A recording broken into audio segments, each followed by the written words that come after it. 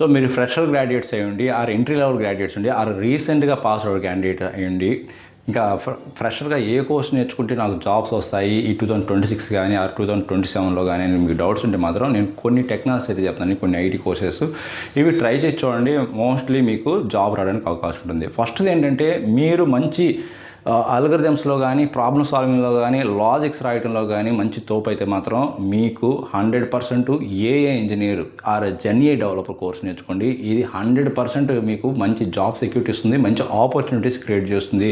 Even from startup companies నుంచి MNC companies వరకు and even big product based companies వరకు మీ దగ్గర టాలెంట్ ఉండాలి, కానీ ఇంకా ఆపర్చునిటీస్ పరంగా మాత్రం చాలా ఆపర్చునిటీస్ అయితే క్రియేట్ అవుతాయండి. అండ్ సెకండ్ జాబ్ ఏంటంటే మీ దగ్గర data related skills, data modelling skills, SQL queries రాయటంలో అండ్ క్లౌడ్ నాలెడ్జ్ కానీ ఉందంటే మీకు 100% డేటా ఇంజనీరింగ్ కోర్స్ అయినా మీకు సెట్ అవుతుంది.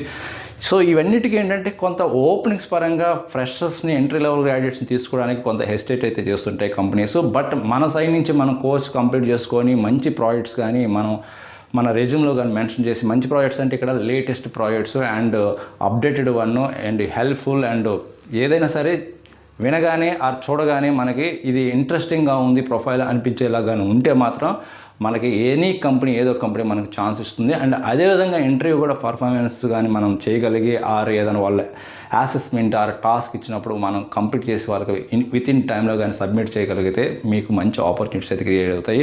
వన్ థింగ్ ఏంటంటే మన దగ్గర స్కిల్స్ ఉండాలి.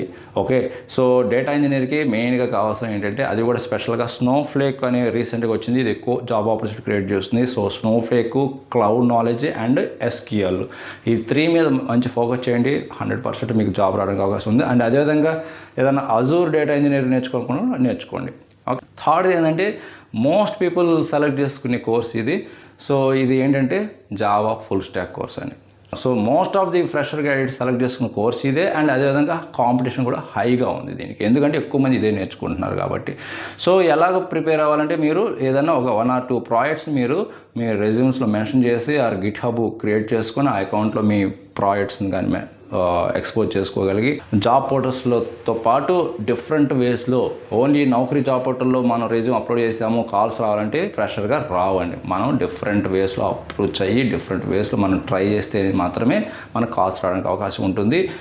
మెయిన్గా ఏంటంటే రెఫరెన్స్ ద్వారా, మీరు ఎంప్లాయ్మెంట్ రెఫరెన్స్ ద్వారానే ఎక్కువగా ఈ ఫ్రెషర్ జాబ్స్ అనేది ఫిల్ అవుతున్నాయి.